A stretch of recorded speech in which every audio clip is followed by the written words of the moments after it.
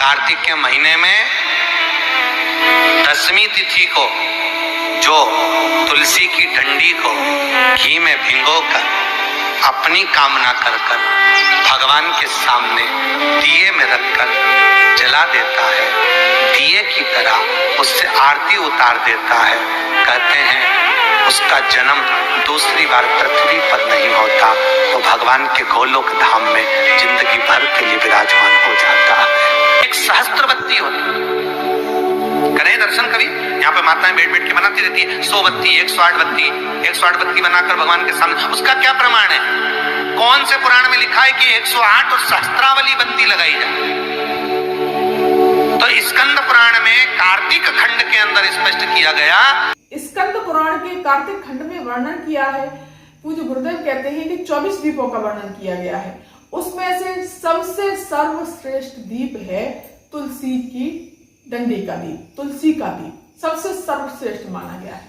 तो दोस्तों, कल के दिन आप बिल्कुल भी न चूकें, अपनी मनोकामना भी पूरी करवा सकते हैं और अंत में वैकुंठ लोक धाम भी जा सकते हैं। गोलोक धाम की प्राप्ति आपको जरूर होगी। पूज्य गुरुदेव की कथा सुन करके और समझ करके मैंने इस दीप को बनाया है और बनाऊंगी आपके सामने। इस दीप को प्रज्वलित करूंगी, किस तरह से आपको करना है। अगर बनाना नहीं आता तो आप सीख सकते हैं। तो चलिए जानते हैं इस दीप को किस तरह से बनाना है और लगाना है। आप सबसे पहले क्या करना है, आपको दोस्तों सबसे पहले तुलसी की लकड़ी ले लेनी है। सूखी लकड़ी ले लीजिए, सूखी डंडी इस तरह से आप सूखी लकड़ी ले लीजिए। दोस्तों, वैसे तो पूज्य गुरुदेव ये कहते हैं कि इस दीप को आप पूरा कार्तिक मास जलाते हैं तो बहुत ही सुंदर है, लेकिन 10वीं तिथि को तो आपको जरूर जलाना चाहिए। मैंने ये 2 लकड़ियां ले ली, 5 लकड़ियां ले लीजिए आप डंडी तुलसी की, इस तरह से सूखी लकड़ी हो। लेकिन बहुत सी माता बहनाएं इसलिए कहती हैं कि लकड़ी जलती नहीं है, तो मैं आपको इसका उपाय भी बताऊंगी कि किस तरह से जलेगी। एक लेना चाहते हैं तो एक लकड़ी भी ले सकते हैं, एक डंडी भी ले सकते हैं तुलसी की। इस तरह से आपको 4 ये हो गए और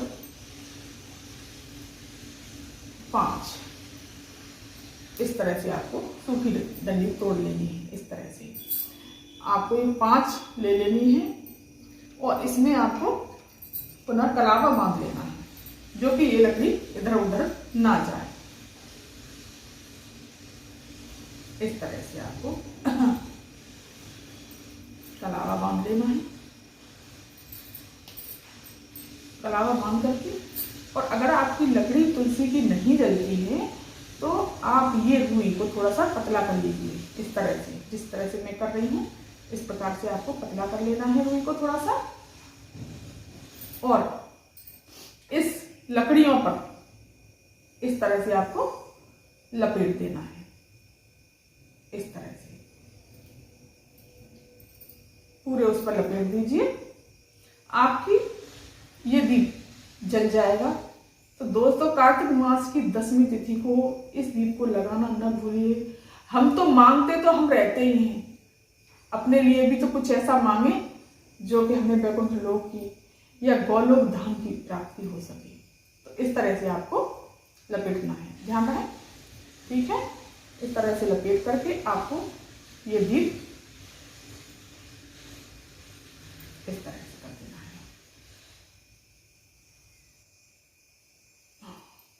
अब एक मिट्टी का दीपक ले लीजिए। मिट्टी का ना हो तो दोस्तों कोई बात नहीं, आप आटे का दीपक भी ले सकते हैं, आटे का दीपक भी आप बना सकते हैं।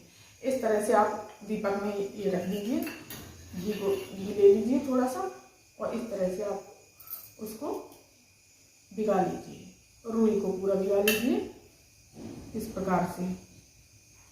दोस्तों, बहुत ही अच्छा और अचूक उपाय है। अपनी मनोकामना के साथ साथ आपको गोलोक धाम की भी प्राप्ति हो सकती है। ये माह बहुत ही उत्तम और बहुत ही सर्वश्रेष्ठ माना गया है। इस पर आपको क्या करना है दोस्तों, रोली का इस तरह से, इस तरह से, और हल्दी से आप दीपदान कर रहे हैं ना, इसलिए आपको हल्दी का भी आमली से इस तरह से आपको वो कर देना है। और आपको फिर थोड़ा सा जल से इस तरह से घुमा के इसको मुंस देना है। मनस देना है, जल ले लेना हाथ में और इस तरह से आप घुमा के मन कीजिए और फिर आपको ये दीप प्रज्वलित करना है। इस प्रकार से आपका दीप प्रज्वलित हो जाएगा।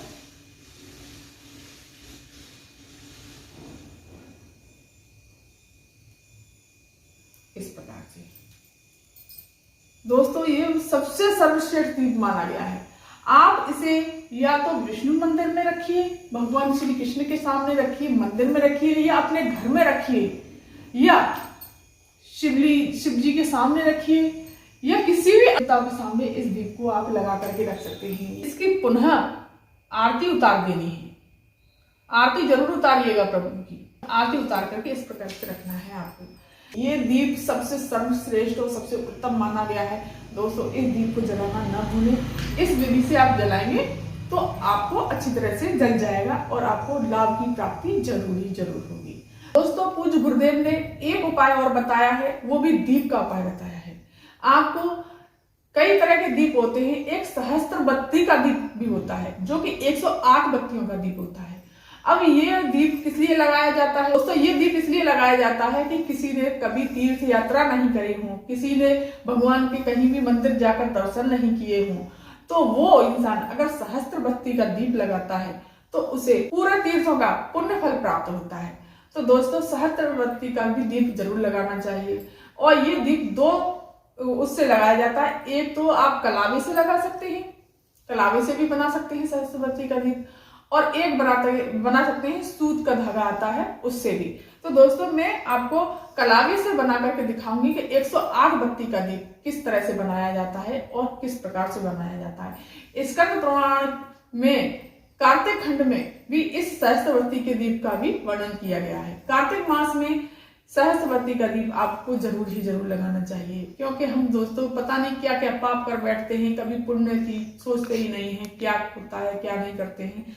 तो चलिए मैं बताती हूँ आपको पूज्य गुरुदेव की कथा सुन करके इसकी सहस्त्रवती का दीप आपको कैसे लगाना है। बहुत सी माता मैंने सोचती होगी 108 बत्ती का दीप तो बहुत मोटा हो जाता होगा, कैसे लगाना होगा, कैसे करना होगा, तो मैं आपको बताती हूँ। देखिए ये मैंने कलावा ले लिया। अब इस कलावे में देखिए 5 धागे दिए हुए हैं, तो ये हो गई आपकी 5 बत्ती। एक धागे की 1 बत्ती मानी जाती है, तो ये 2 हो गई आपकी 5 बत्ती। तो आपको क्या करना है, या कोई पट्टा ले लीजिए या कोई लकड़ी का टुकड़ा ले लीजिए, उस पर रख करके या अपने हाथ पर इस प्रकार से 1 हो गया, तो ये 5 और ये 5 हो गई 10, 20 हो गई, 30 हो गई, 40, 50, 60, 70, 80, 90, 100 और ये 110। अब ये 110 हो गई, 110 हो गई। अब हमको क्या करना है, 108 करनी है। तो इसमें से 2 बत्तियां, 2 धागे हमको निकाल देने हैं। तो किस तरह से आप निकालेंगे 2 धागे? ये 2 धागे हमें इसमें से इस तरह से आपको निकाल देने हैं, 2 धागे इस तरह से। अब हो गई ये 108। इस तरह से कर लेना है और इधर से आपको काट लेनी है। कैंची थोड़ा सा स्लो चल रही है दोस्तों, इस तरह से, और इस तरह से आपको इधर से भी काट लेनी है। ये बन गई आपकी 108 बत्ती।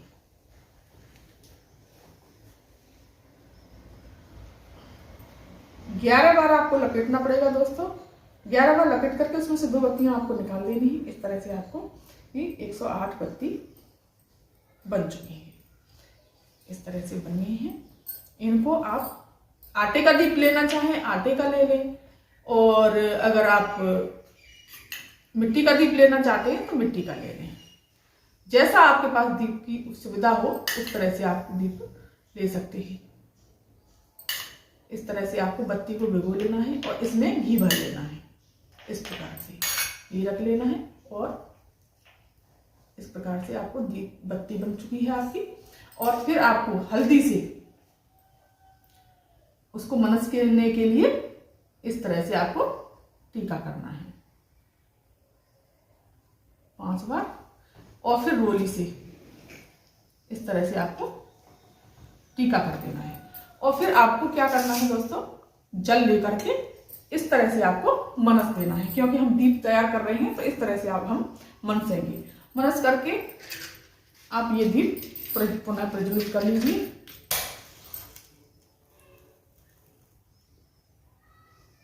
इस प्रकार से। तो ये दोस्तों 108 बत्ती का बहुत ही आसान तरीका है 108 बत्ती का दीप लगाने के लिए।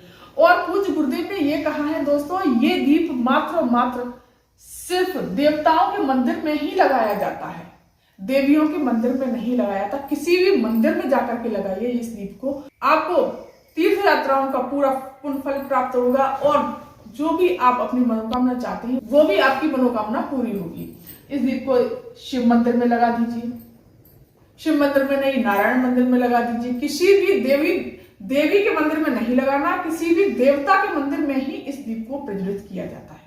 तो दोस्तों ये है सहस्त्रवती का दीप, आप इस दीप को जरूर लगाएं। तो ये थी जानकारी दोस्तों आज की।